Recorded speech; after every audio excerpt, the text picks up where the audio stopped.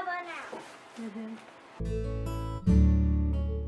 Happy St. Patty's Day, everyone, and welcome back to our channel. Today I have decided to share with you how we prepare our St. Patty's Day meal. I have been preparing the same meal for probably the past 10 or 15 years, and so today I thought I would bring you guys along with us while we get the meal prepared. First off, I'm going to start with the corned beef because I do put it in the crock pot. This is a personal preference. You can definitely put it in the oven, but let me show you the steps that we take. Okay guys, so for this recipe you're going to need Guinness, and if Guinness isn't your choice, there's Murphy's and there's other choices, but we usually use Guinness's in this recipe. I have got roughly a 4-pound corned beef, a cup of brown sugar, and also what is optional is to put the seasoning packet in there. I do put the seasoning packet in with mine because I like to give it that more of the traditional look. So here we go. First off, we are going to, let me move these out of the way. We are going to take the brown sugar and we are going to rub down the corned beef with the brown sugar. So we're going to coat it really well.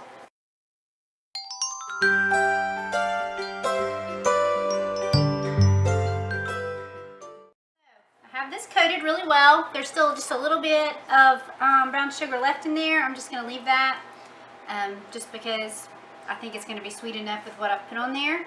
So now we're going to take the Guinnesses and we are going to pour it into the crock pot over top of the corned beef. Then we are going to add the seasoning packet.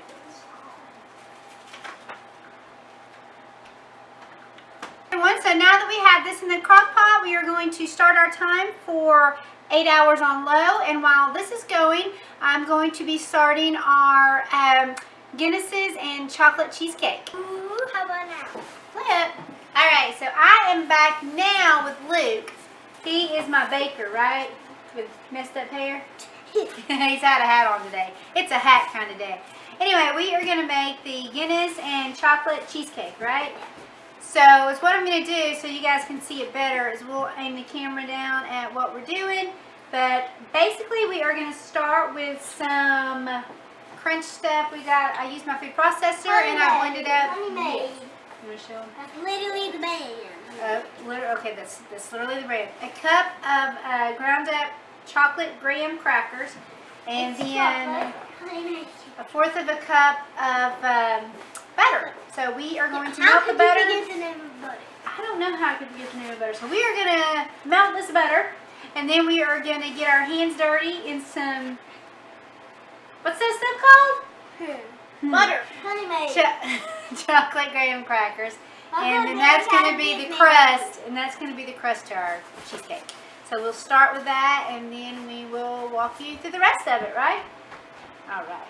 Okay, so we're getting ready to start. We have got a cup of the graham crackers in here, 2 tablespoons of sugar. We have a quarter of a teaspoon of cocoa, and then you have got your butter. Butter. Okay. Hot. Oh, Hot butter. Hot butter. It's melted butter. Okay, Dave. Butter. Melted butter. Ah, there's the butter. Now we're going to mix it up in there. Okay. Alright, so we have the crust, the right texture that we want it, and now we are going to put it in the springform pan. Let's get all that out. I like it. It's yum. Yeah.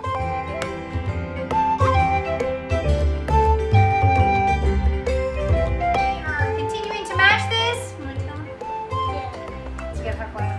Yes. It's almost done, and next we are going to mix our cream cheese, and we are going to add to our cream cheese mixture. Our cream cheese has been softened. We are going to add a cup of sugar. Okay, this is what it looks like inside the pan, by the way. So we have our softened cream cheese in our bowl, and we are going to blend this, mix it until it's smooth. Now this smooth, Luke is going to add 1 cup of sugar. Pop that in there. All right. We're going to add 3 total eggs, but we are going to add them one at a time. So add your 1 egg.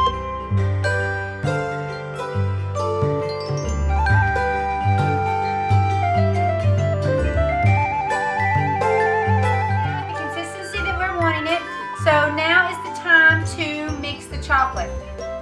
Okay, so we have, as you guys can see, we have our cream cheese, the consistency that we wanted. So not all of that. He's excited. So now we're going to take a cup of chocolate morsels, 8 ounces, and we are going to be mixing in 2 tablespoons of heavy cream, and then we are going to be melting that. Oh, and then once we get it melted, we're going to be mixing it into the cream cheese mixture. So we got our chocolate melted with the heavy cream, so we are now going to pour this. I want to put it in. The bowl's hot. I want to pour it. Into this mixture. It looks like a chocolate plate. Does it? Yeah.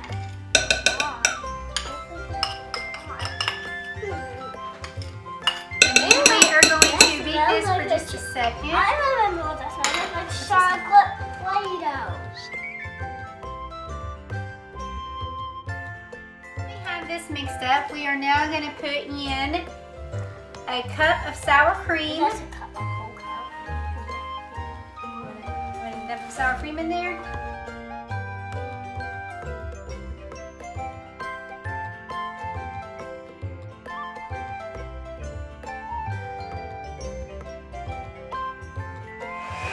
So now that we have our sour cream in here, we are going to beat that in. Now we are going to add our vanilla. Assistant, please. Okay. Yeah, it looks like blood. The smell of that. Yeah, wait a minute. And then this is 3/4 cup of a Irish style. This is Guinness's, is what we chose to use in here. It looks like. And then we are going to mix it up.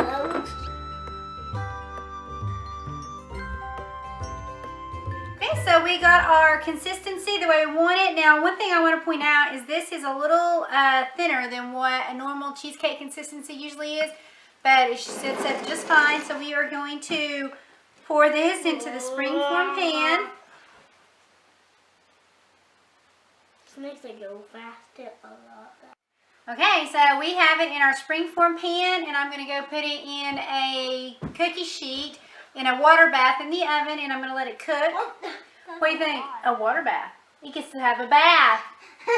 How cool is that? And Luke is an awesome helper, and we will be sure to show you guys the finished product when we pull it out of the oven, right? Right. Right.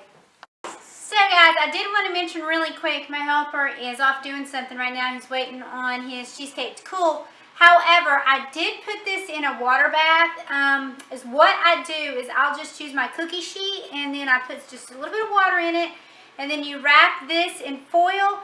You set it down in the water bath.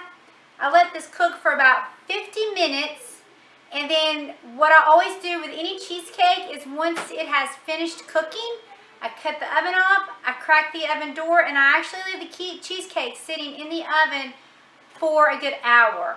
Then I pull it out and I put it on a cooling rack. That process seems to work the best. It has in the past for me. So here's hoping that this one turns out okay. I'm sure it is. I always worry when I make cheesecake. It's not like cake. I mean, there's no way to really test it. But so far, knock on wood, I haven't had a fail yet.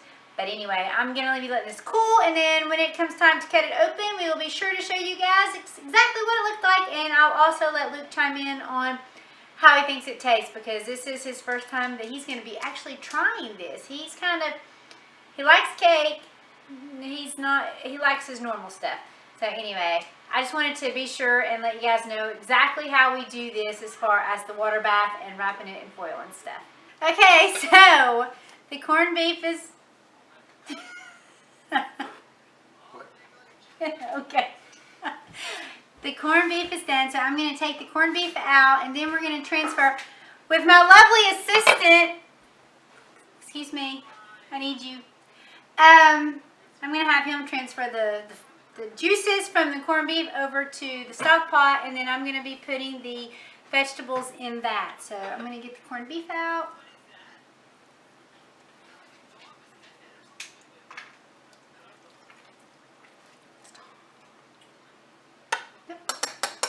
So that is out, and I'm going to move. So this is how this turned out. I'm going to let it set for a while, and then we'll cut that. And And have them pour it in there. Yes, please.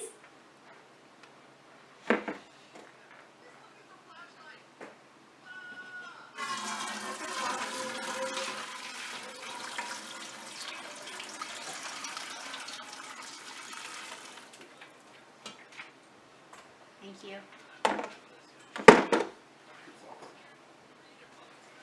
Okay, so now that this is transferred over to here, I'm going to be putting the potatoes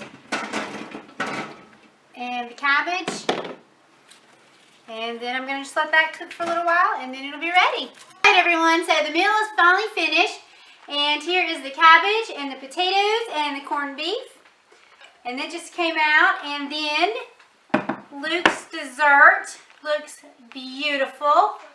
And we've already had just a tiny taste and it turned out really well. So thank you guys for watching, and I hope you're having a wonderful St. Patty's Day as well.